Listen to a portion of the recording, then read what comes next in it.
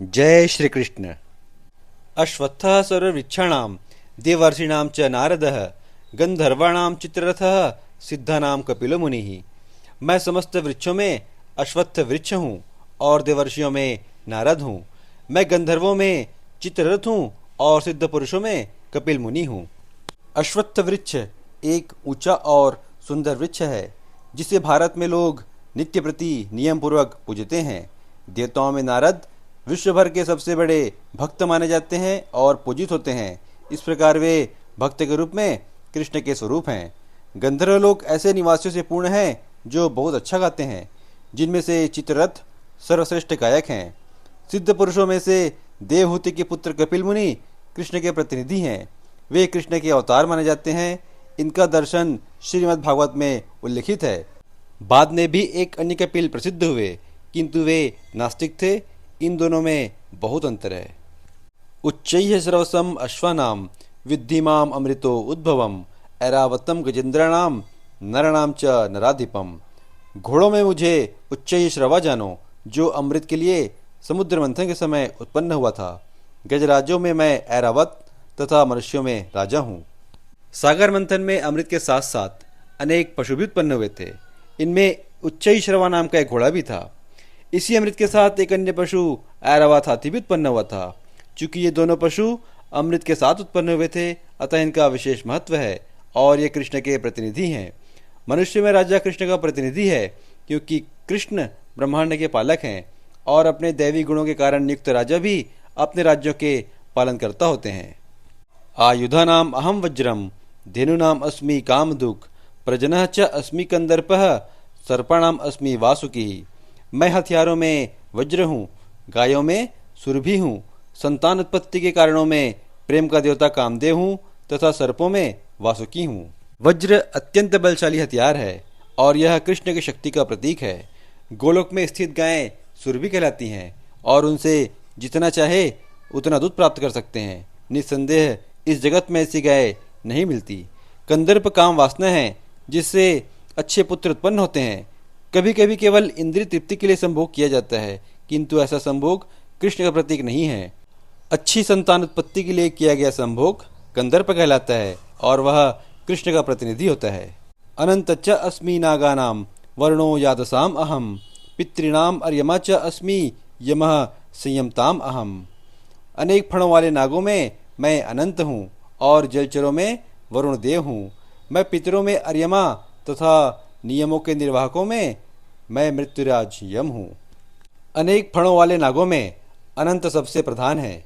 इन्हें शेषनाग कहा जाता है और इसी प्रकार जलचरों में वरुण देव प्रधान है। ये दोनों कृष्ण का प्रतिनिधित्व करते हैं। इसी प्रकार पितृलोक के अधिष्ठाता अर्यमा हैं, जो कृष्ण के प्रतिनिधि हैं। ऐसे अनेक जीव हैं जो दुष्टों को दंड देते हैं, किंतु इनमें यम प्रमुख हैं, अतः वे कृष्ण के प्रतिनिधि हैं। प्रहलादः च अस्मि दैत्यानां कालः कल्यताम अहम मृगाणां च मृगेंद्रो अहम वैनतेय च पक्षिणाम। दैत्यों में मैं भक्तराज प्रहलाद हूँ, दमन करने वालों में काल हूँ, पशुओं में सिंह हूँ तथा पक्षियों में गरुण हूँ। दिति तथा अदिति दो बहनें थीं।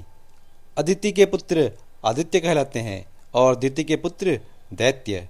सारे आदित्य भगवत भक्त निकले और सारे दैत्य नास्तिक। यद्यपि प्रहलाद का जन्म दैत्य कुल में हुआ था, किंतु वह बाल्यकाल से ही परम भक्त था। अपनी भक्ति तथा दैवी गुणों के कारण वे कृष्ण के प्रतिनिधि माने जाते हैं।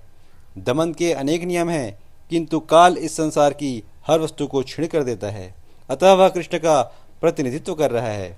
पशुओं में सिंह सबसे शक्तिशाली होता है और पक्षियों के लाखों प्रकारों में भगवान विष्णु का वाहन गरुण सबसे महान है।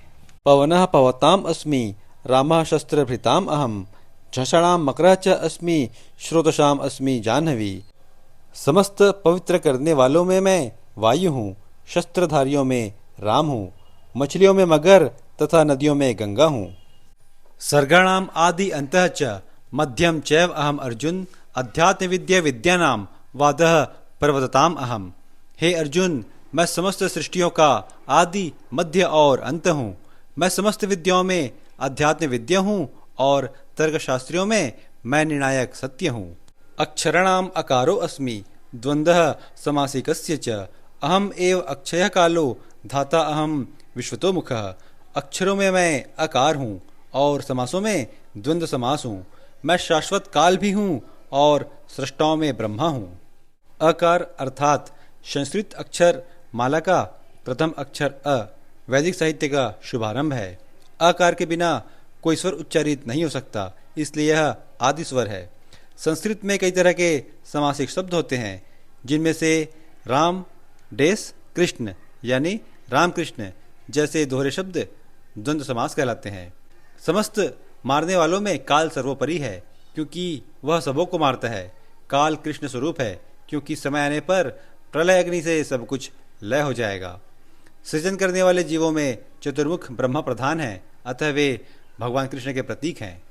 मृत्यु सर्वहरः च अहम उद्भवः च भविष्यताम कीर्ति श्री वाक् च नारीणाम स्मृति मेधा धृति क्षमा। मैं सर्वभक्षी मृत्यु हूँ और मैं ही आगे होने वालों को उत्पन्न करने वाला हूँ। स्त्रियों में मैं कीर्ति श्री वाक् स्मृति मेधा धृति तथा क्षमा हूँ। किसी विषय को पढ़कर उसका स्मरण रखना स्मृति कहलाती है और उसे समझकर आवश्यकता पड़ने पर उसका प्रयोग मेधा या बुद्धि कहलाती है। अस्थिरता पर विजय पाना धृति या दृढ़ता है। पूर्णतः या योग्य होकर यदि कोई विनित भी हो और सुख तथा दुख में संभाव से रहे तो यह ऐश्वर्य क्षमा है।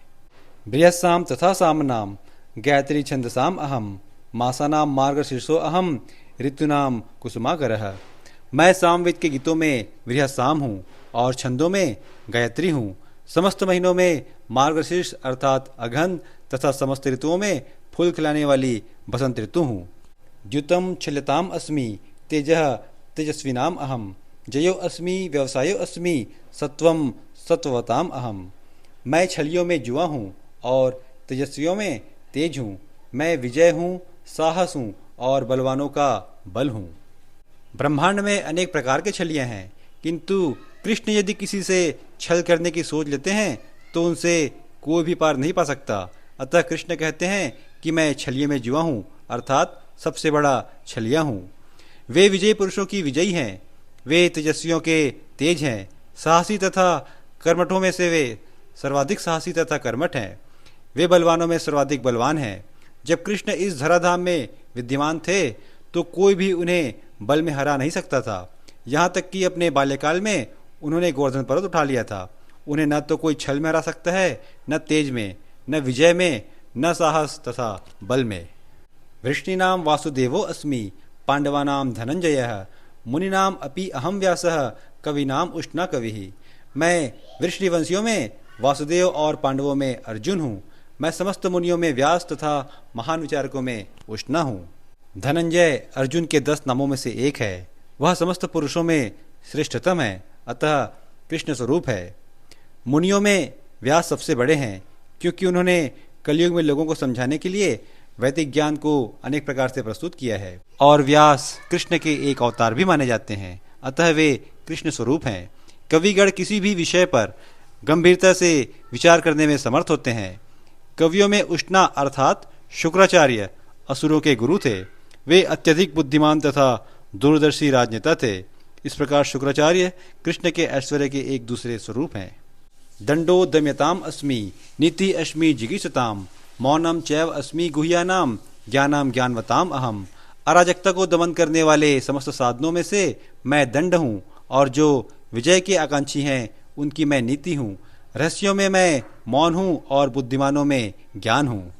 वैसे तो दमन के अनेक साधन हैं, किंतु इनमें से सबसे महत्वपूर्ण है दुष्टों का नाश। जब दुष्टों को दंडित किया जाता है तो दंड देने वाला कृष्ण स्वरूप होता है।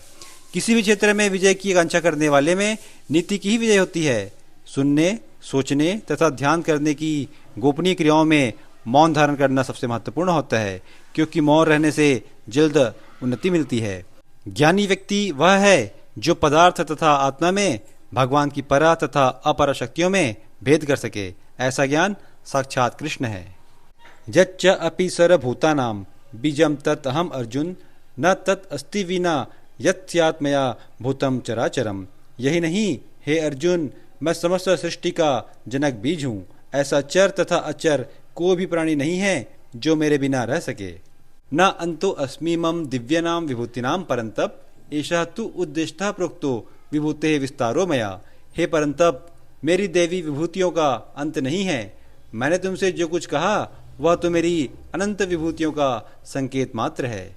जैसा कि वैदिक साहित्य में कहा गया है, यद्यपि परमेश्वर की शक्तियाँ तथा विभूतियाँ अनेक प्रकार से जानी जाती हैं, किंतु इन विभूतियों का कोई अंत नहीं है। अतएव समस्त विभूतियों तथा शक्तियों का वर्णन कर पाना संभव नहीं है।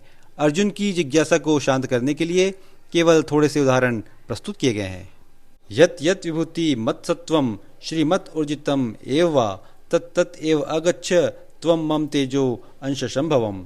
तुम जान लो कि सारा ऐश्वर्य, सौंदर्य तथा तेजस्वी सृष्टियां मेरे तेज के एक स्फुलिंग मात्र से उद्भूत हैं।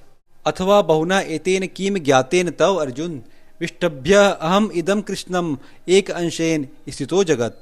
किंतु हे अर्जुन, इस सारे विशद ज्ञान की आवश्यकता क्या है? मैं तो अपने एक अंश मात्र से संपूर्ण ब्रह्मांड में व्याप्त होकर इसको धारण करता हूँ। श्रीमद् भगवद गीता का 10वां अध्याय श्री भगवान का ऐश्वर्य पूर्ण हुआ। गीता के श्लोकों को क्रमशः सुनने के लिए आप हमारे प्लेलिस्ट पर जा सकते हैं। राधे राधे।